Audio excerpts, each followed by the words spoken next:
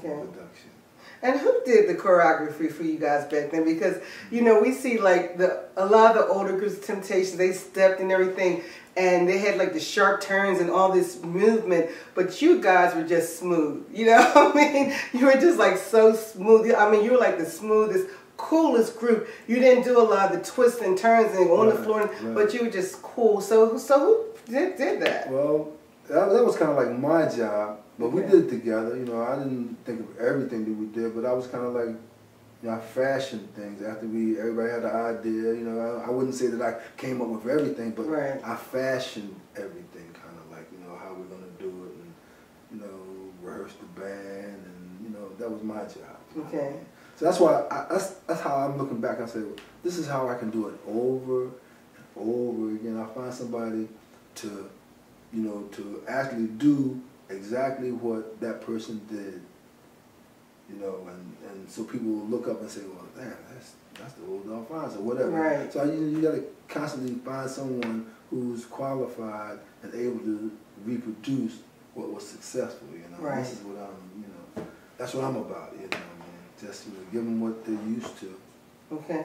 Now, and I do hear your voice on a lot of the old music, and as a matter of fact, you are the one that wrote Hey Love. I mean, I'm sure you contribute a lot, but that's one of your biggest hits, one of my favorite songs. That's one of my biggest hits, yeah. And you wrote that? I wrote that, and luckily, I mean, it was a blessing because it is one of our biggest records. Yes, it is. I didn't get the opportunity to write like I wanted to write. Okay. You know, because writing is a very, you know, competitive thing. Like if you're in a group and you have two producers, or you have two songwriters. Right. So now, you know, who's gonna do the most songs? If you're into that, it shouldn't be that way. Right. But I'm just letting you know that it was like that with the Delfonics. It's kind of like, you know, it's kind of hard to, you know, to try to get, you know, your stuff out. You know what I mean? Okay, so your brother wrote most of the him songs? and Tommy, they had the majority of the writing. You know what I mean?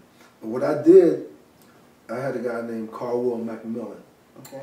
And so what he did was mimic Tommy Bell. As far as not mimicking, you know, he looked at his arrangement. He was able to take the same musicians that Tommy worked with and the same arrangement. If you listen to some of his arrangements, you can't tell the difference. So we did a lot of stuff without Tommy when Tommy left. That became hits also, kind of like, but we used the same formula. Carl McMillan was like a great arranger also. So I used him, you know, and people like that to, you know, to make the sound exactly the same. Okay. You know, now when Tommy Bell left the Delfonics, he went to other groups and helped other groups. Stylistics was his #1 stop. Really? Yeah. Okay. When they stopped getting along, you know, I was saying our manager and Tommy took all of his skills to the Stylistics. They were with Kenny. And now, who was your manager? That was Stan Watson. Okay. Stan Watson. Stan the man. Okay. Quite a guy. Quite a guy. And he taught us a whole lot. He taught us a whole lot. But one thing that he didn't teach us was how to be businessmen. Okay. He didn't teach us how to be businessmen. Really? Because on that La La Means I Love You, I often look back at La La Means I Love You because we were working at the Nixon Theater in West Philadelphia with the Temptations. Oh yeah, I remember the Nixon, yeah. And so, we were working with them, and that was right around the time when we were about to release La La independently, right? Okay. And so he comes to the show, and he's up in the balcony, right? And so after the show, he comes down and tells us he lost his money. He lost the money that... Oh, wow. All we want to do is get this record out. Right. So what I need for you guys to do is to take the money that you're making off of this show and give me this money so that I can get this record out. Wow. And so, of course, we did it. Of course. So, looking back, stuff like that, if we were good businessmen at that time, that was the start of our career. La La Means I Love You was a million seller. Right, exactly. We should have had a piece of that record company because we put the money up for the pressing, Right.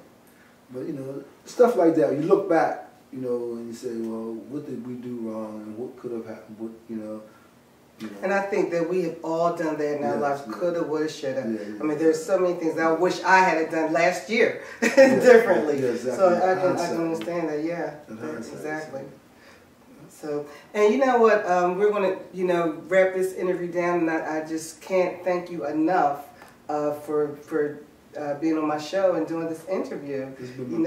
You really have opened my eyes to so many things, and you're a great person, great humble person, and you're loved by many. Thanks. And again, I thank you so much. And we're going to be playing some more of your music. Also, I do want to ask you one more question. Now, did you hear the new Lala? Your brother kind of did a little spin on Lala Means I Love You. Have you heard that? I haven't heard it. Okay. I haven't heard it yet. I'm anxiously. I have to go on the internet and hear that. Yeah, as a matter of fact, you watch the end of my show with him. It's on your show? Yeah, I close with that. As a matter of fact, my show. Check it out. Yeah. I gotta check it out. Okay, again, this is the fantastic Wilbert Hart, and great interview, and I thank you again, and thank you for tuning into my show. Love yourself, love others, and don't forget to stretch. Thank you.